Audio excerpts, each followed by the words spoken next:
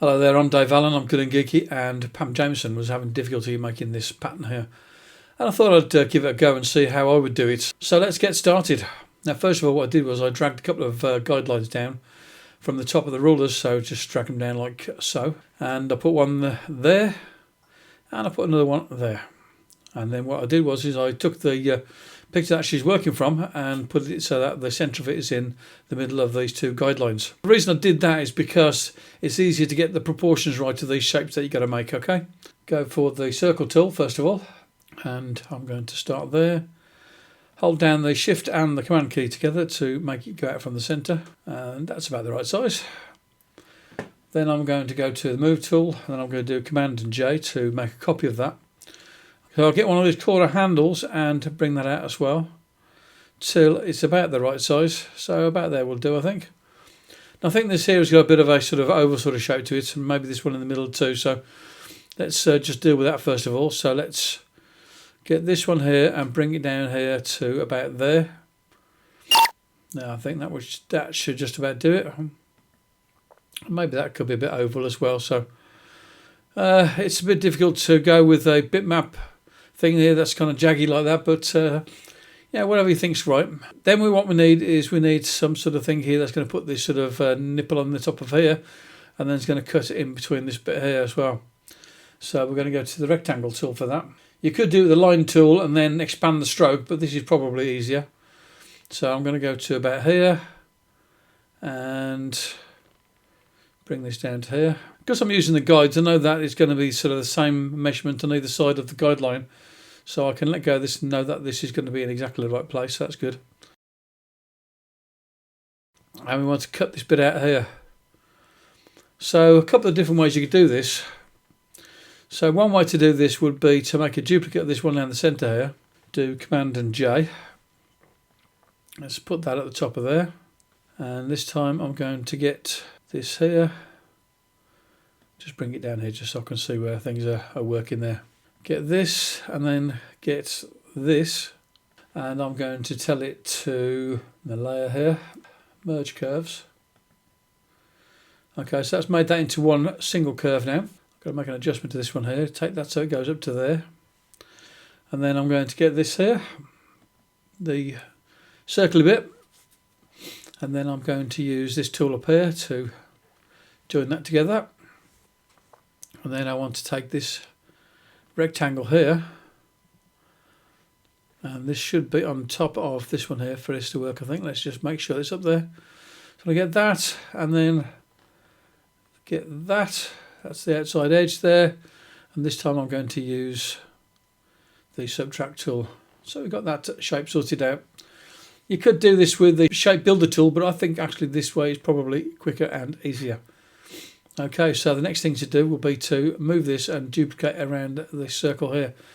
So let's put some colour in it first. That'd be a good idea. So I've got some colour in there now. You've got to enable transform origin. So let's enable transform origin and bring it down to the centre here. And you can see when it's in the centre when you've got the red and the green line there. So that's good. Then I'm going to do command and J to make a copy of that there. Then going to get this handle at the top of here to move it around. And I'm going to hold down the shift key so that we get it to come down here, which is at 45 degrees. And then I'm going to do a command J again, and we're doing power duplicate. So it duplicates it all the way around. Lovely.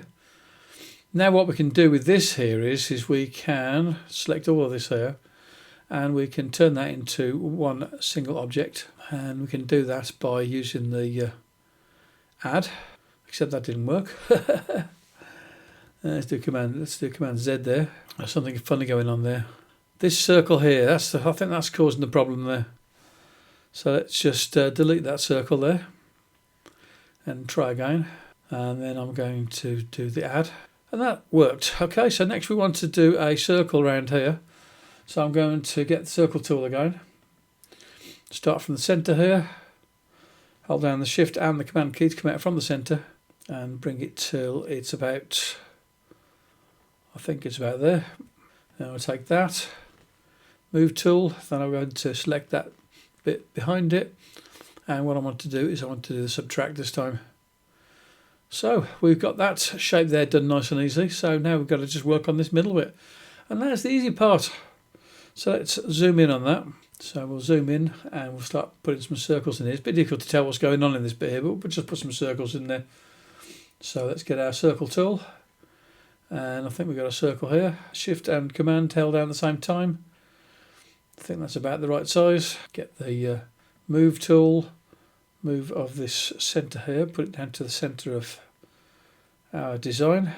Down to there. Then I'm going to do Command and J, so we've got a copy of it. And again, I'm going to do this here with 45 degree sort of increments. So that's the first one done. Then we'll do a power duplicate to come around again. So do Command J, J, J, J, and another J. Then what we can do with this is to get these circles in the middle of this here.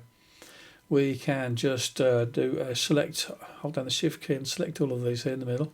I'm going to do Command and J to select all of those, and then I'm going to bring those in. So bring those in like that, hold down the Shift and the Command key again, and bring them in to the centre. And you could do another one of those if you wanted to as well. Or just put another circle in the middle of this here. Let's just do a circle in the middle of this. Let's go back to the circle tool, and we've got a circle tool. So let's do Command and O to see the whole thing.